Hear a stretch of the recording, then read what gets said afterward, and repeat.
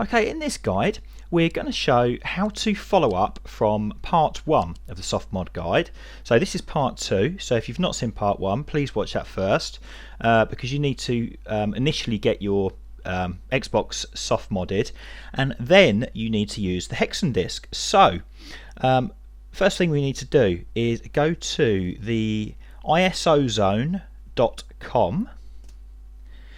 and there's lots of goodies on this site. So what we need to do is, in the top corner here, you're going to click on there and type in Xbox HeXEn, and in the download section over here you'll see you've got two options, and we are after Heimdall's HeXEn Xbox engineering disk. So click on that one and you'll see there you go, 212 megabytes. So we want to download that file. So you just click on that and it will take you to the download link. So that's the one we want. So let's download the file. Let's close that one because it always brings up silly pop-ups. And here you go, at the bottom here it tells us that it wants to download it. So we click on save and I'm going to allow that.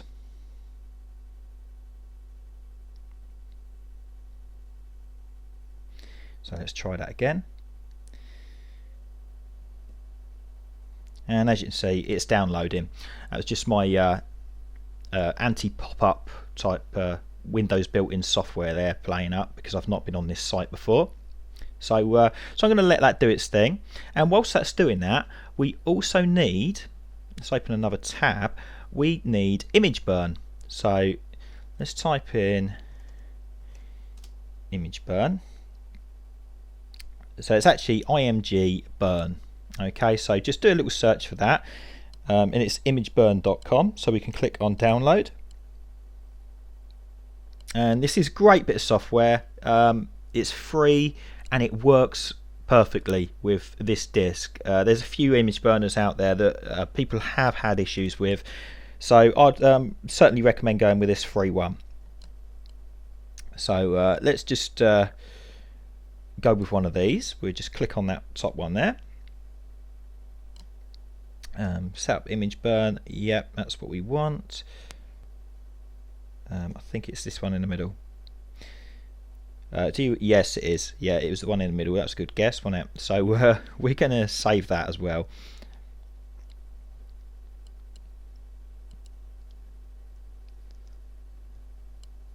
And whilst that's downloading those, it's worth noting that different Xboxes have different DVD ROMs inside them. The DVD drives, they have different makes. Unfortunately there's no way of finding out unless you physically open up the Xbox itself.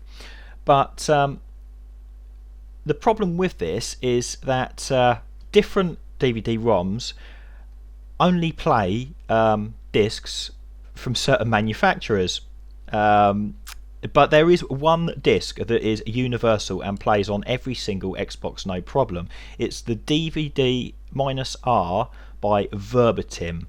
Okay, so if you can get your hand on a Verbatim DVD-R, has to be minus. I don't think any Xbox will accept the plus R's.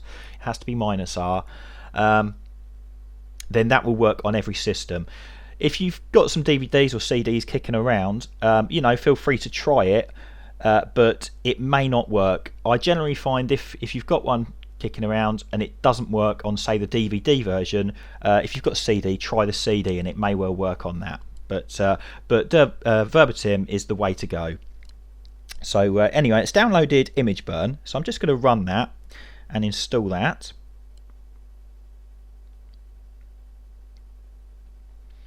So click next through there, accept the agreement.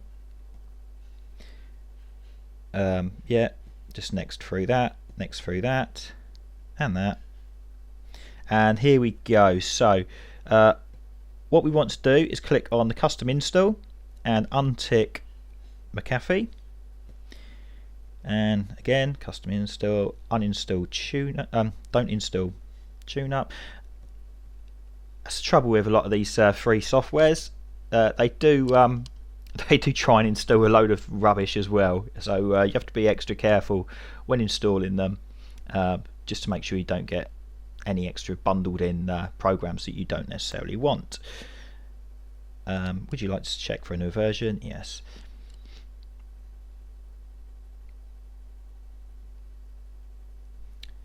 Okay, so that is ImageBurn installed.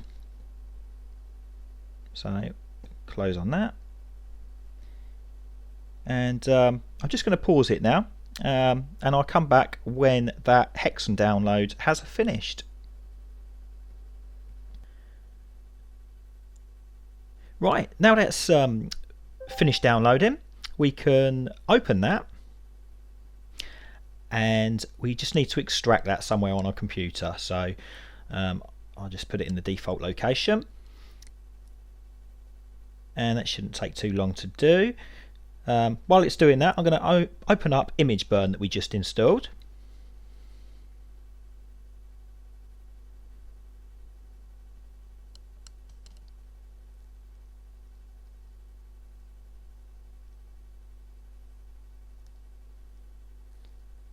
Okay, looks like that's finished extracting, so I can close that window. And all we need to do is write image file to disk. So click on that, and we need to select the file. So we click on there, and it was in downloads, HeXEn, and there's our image file. So double click on that, and all that we need to do is change the write speed to the lowest possible one you can. So I mean, I've not got a DVD in at the moment, so you would choose your DVD writer on there and choose the lowest speed it gives you once you've put in your DVD. And like I say earlier, please do try and use the verbatim DVD-R. If you use others, it may not work. So but that's it really. So yeah, just choose the speed, choose the writer, and there we go. Make sure that it's on write in there, and hidden behind here. So let's just oh, let's not close that, let's just move that. Right, you've got the write button there. So once you've got your DVD in, you can click on that, and that will write the image to disk. Right, let's head on over to the Xbox and boot up with our newly created HeXEn disk. So go down to Softmod, and we want to choose the crazy Softmod installer. You can choose King Roach, but I prefer the crazy one. And now just choose your game save exploit, so whether it is 007, Mech Assault or Splinter Cell. So we was on 007, so we just go through the warnings here. And that's just going to install everything for us. So I've just speeded this up a bit because this does take a little while, and all that would have done, that previous step there, it just recopies over the game save exploit file. So if anything goes wrong again, you've got a backup. So once that's done, it kind of boots into the backup EEPROM section, and we would just want to head on down to the basic install, because we've already got a copy of our backup EEPROM, so we don't need to do that. So yep, just OK through the options here, and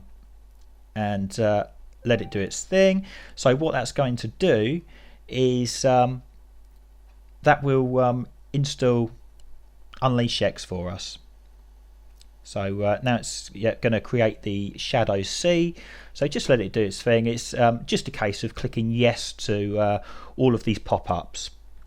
And that's that section there done. So again, we've got more pop-ups, just warning you that, you know, things could go wrong. And then it reboots, and it's soft modded, nicely soft modded, and we're in UnleashX. So let's stick our HeXEn disk back in, and that's going to boot up. This I've speeded this up, but it can take about 30 seconds or so. so do let it do its thing. Now this is loaded up, head on down to install applications, install XBMC on E, and yes. And again, I'm just going to speed this bit up. So yeah, make sure you install it to E. That's the perfect size drive for XBMC. That's done. Okay. Now go into the dashboard section, switch dashboards. We want the crazy one, and we want switch XBMC to E. And again, that's just done its thing. Now hopefully, if we switch off the Xbox and switch it back on, it should boot back up directly into XBMC. So let's give that a go now. I'm going to switch it off and back on. So up it boots. Now, if everything has gone to plan, we should have a very old version of XBMC. Looks promising. Yes, there we go. So there you go. You're fully modded now, fully soft modded. And let's just check this system info down here. Oops, system info. There we go.